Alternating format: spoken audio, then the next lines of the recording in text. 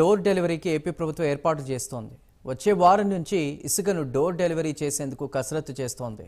Ton ఇసుక kilometre దూరానికి 12,000 door delivery charge తీసుకోవాలని ప్రభుత్వం యోచిస్తోంది. ఇసుక డోర్ డెలివరీ చేసేందుకు దాదాపు 3,000 లారీలను కూడా ప్రభుత్వం సిద్ధం చేసినట్లు సమాచారం.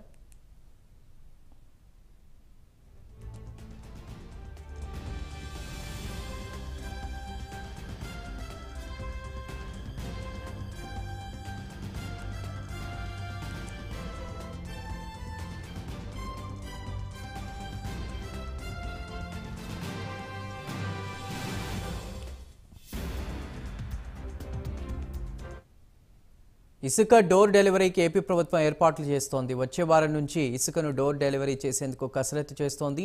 టన్ను ఇసుక కిలోమీటర్ దూరానికి 12,000 డోర్ డెలివరీ ఛార్జ్ తీసుకోవాలని ప్రభుత్వం యోచిస్తున్నట్టు తెలుస్తోంది. పూర్తి సమాచారాన్ని మా ప్రతినిధి శ్రీనివాస్ అందిస్తారు. శ్రీనివాస్,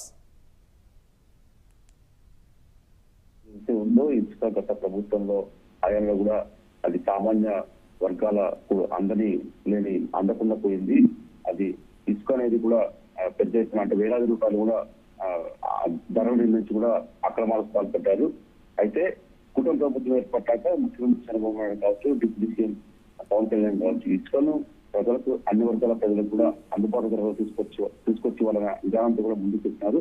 ఇందులో భాగంగా ఇసుకను అయితే ఇంటి నిర్మాణాలు కావచ్చు, వేరే ఇతర వాటికి కావచ్చు డోర్ డెలివరీ చేసేయడం కూడా ప్రభుత్వం కసరత్తు చేస్తుంది. ఇందులో భాగంగా కూడా ఈ ఇసుక డోర్ డెలివరీ విధానాన్ని కూడా వచ్చే వారం నుంచి కూడా రాష్ట్ర వ్యాప్తంగా అమలు చేయాలని చెప్పేసి ప్రభుత్వం నిర్ణయించింది. ఈ దిశగా కూడా ఇప్పటికే కసరత్తు చేస్తుంది. దీనిపైన కూడా మైన్స్ శాఖ పాటు అలాగే ఇసుక శాఖ కూడా ఇసుకను ఎలా ఇవ్వాలా, ఎలా అందించాలా ప్రజలకు అని చెప్పేసి కూడా దీనిపైన కూడా ప్రత్యేకంగా ఒక విధి విధానాలు తయారు చేస్తుంటే సమాచారం.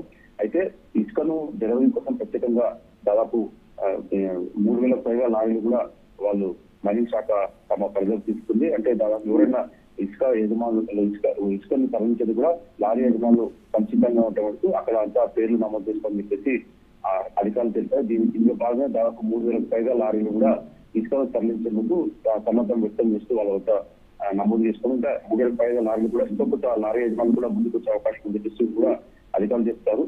అయితే ఈ లారీల ద్వారా కూడా ఇసుక అక్రమంగా ఎక్కడ తగ్గిపోకుండా కూడా ఉండేందుకు కూడా GPS విధానాన్ని అమలు చేసి ఇసుకను కరెక్ట్ గా లబ్ధిదారులకు చేరేలా కూడా ప్రభుత్వం కసరత్తు చేస్తుంది. అయితే ఇసుక పాయింట్ నుంచి 10 కిలోమీటర్ల లోపు అయితే టన్నుకు 12 రూపాయలు చొప్పున వసూలు చేయాలని చెప్పేసి, అలాగే 40 కిలోమీటర్ల దూరం పెరిగితే ఆ టన్నుకి అయితే దాని భారం కూడా 6 రూపాయల చొప్పున ఛార్జ్ చేయాలని చెప్పేసి అధికారులు నిర్ణయించారు.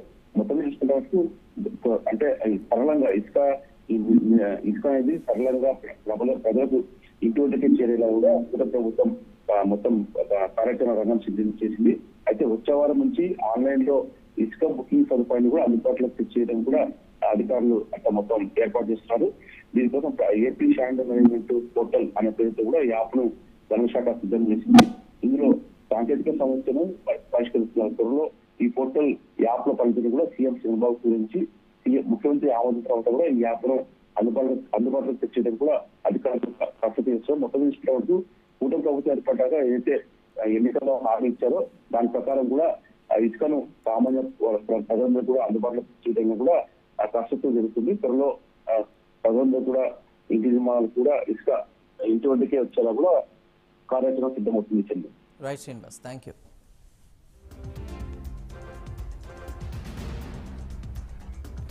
Right Srinivas, thank you.